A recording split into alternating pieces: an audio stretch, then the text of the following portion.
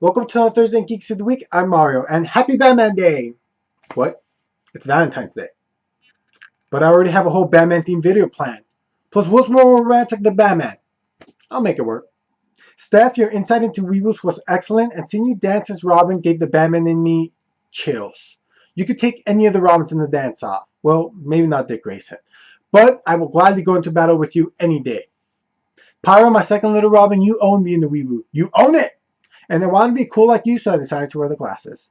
Also, funny enough, I do actually have backstories into what happened to the rest of the geeks. Maybe one day I'll do a follow-up video. I will say this about yours.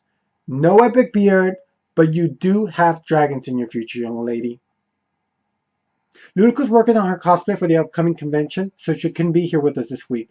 But I'm sure she'll return soon. We already miss her and we wish her well. In fact, go to all her pages and just encourage her. Encourage her a lot. Nikki, your Magic the Gathering explanation was very useful. If you guys want to see a video that explains the basics very well, go to her video. I've always been intimidated playing that game because I've seen literal fights almost break out because of it. And your touching words almost made me cry. But then I remember, Batman doesn't cry. Paro asks what's our favorite pairing in the series. To me, the best relationship isn't between a man and a woman, a man and a female robot, a man and a man, a woman and a woman, but a man and his dog. My favorite pairing is from the series Futurama, Philip J. Fry and his dog Seymour. That episode is the saddest piece of animation I have ever seen. I was just watching a clip of it yesterday, and it was everything I could do not to cry. When I first watched it, I cried, so I guess the secret's out, I'm not Batman. But it just goes to show you that a dog will love you unconditionally, a dog will not leave you. Here's some Batman related videos. Do you want to see Bane read out loud 50 Shades of Grey? Link below. I realize now you might leave my video to go watch that. Just promise me you'll come back. And one of my favorite episodes of Justice League Unlimited is where Batman sings. You should play that song during Valentine's Day. It will be very romantical. Also link below. This is going to be my review for the animated film The Dark Knight Rises Part 2. It's a continuation of Part 1 and it's based on the classic Frank Miller storyline. This movie was amazing. It really pulled no punches. It's basically an R-rated version of Batman. The Joker's killing spree was horrific and the fight between Batman and Superman was spectacular. I really love Peter Weller's voice as the voice of Batman. It's authoritative and badass. It's also very distinct. If you've seen Part 1 then the animation doesn't change. I feel it's solid. I definitely recommend this movie and you should all check it out. Now that Death of the Family has ended, this is going to be my retrospective of the event. Don't worry, it's spoiler free.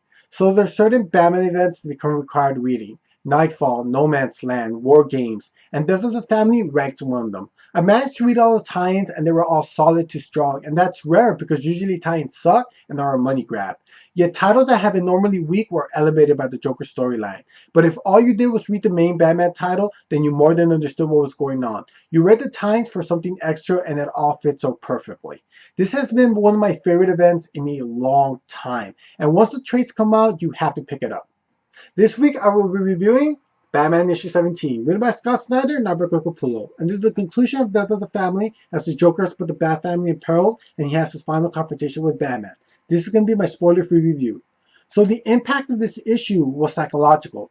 Snyder really delves into the relationship between Batman and the Joker, and he provides great insight into both characters. Every time Batman and Joker have a major confrontation, the Joker leaves his mental impact on Batman and those around him, and this time it was no different.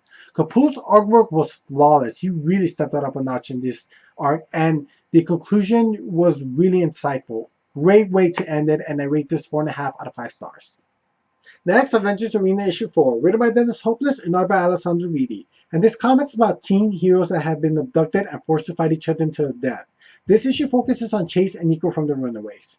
If you've never read The Runaways, Hopeless does an excellent job introducing you to who these characters are. I was really nervous about this issue because I am a Runaway snob.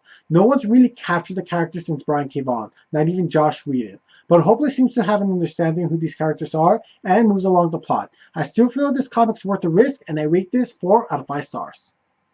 Finally, here's Boba Fett reviews. As always, I will be narrating because Boba Fett's too cool to talk. Finally, Boba Fett will be reviewing Star Wars Issue 2, written by Brian Wood and art by Carlos Dianta, and this is set between A New Hope and Empire Strikes Back as the Rebel Alliance is looking for a new base of operations, while they deal with the possibility that they have been infiltrated by a spy from the Empire. Fett feels that the best thing about this comic was the cover. Fett's finally on it.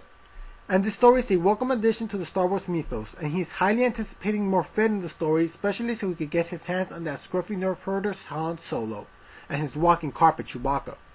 The artwork is gorgeous. Fett even took his helmet off to view it. He rates this issue 4 out of 5 stars.